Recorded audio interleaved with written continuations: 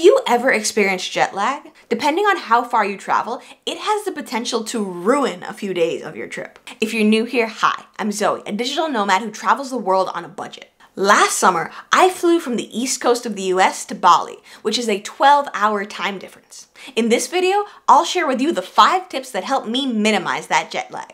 Number 1. Shift your sleep schedule before you leave. The first thing I did was shifting my sleep schedule before I left.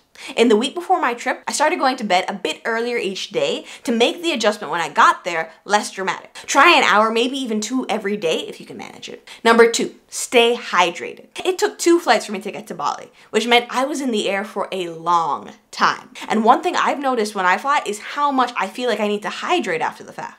But if you're on a plane for almost a day, you'll want to make sure that you're hydrating while you're in the air. As a general rule, but especially if you're trying to beat jet lag, you'll want to avoid drinking alcohol while you're flying. When you're flying, your blood oxygen level is lower than normal. The same thing is true for when you've been drinking.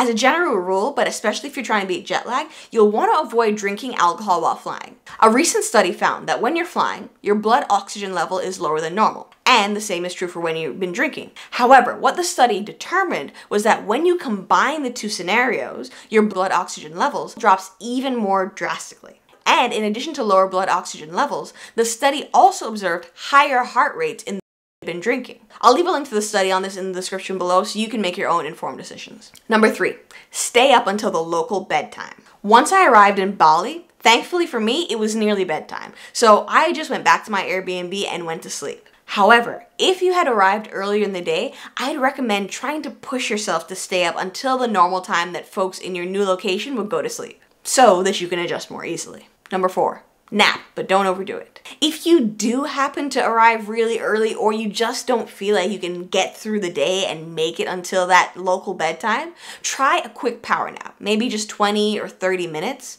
or limit yourself to naps, but just in that early part of the day.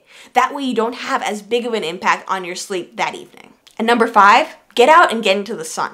The final tip is to get into the sun and explore.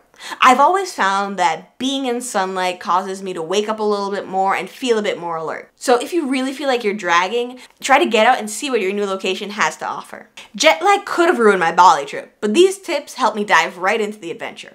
But what are your go-to tricks for beating jet lag? Let me know in the comment section down below. If you enjoyed this video, please hit that like button. If you want to see more content like this, feel free to subscribe. And if you want to see how I packed for this trip using just a 24-liter backpack, click here and I'll see you in the next one. Bye!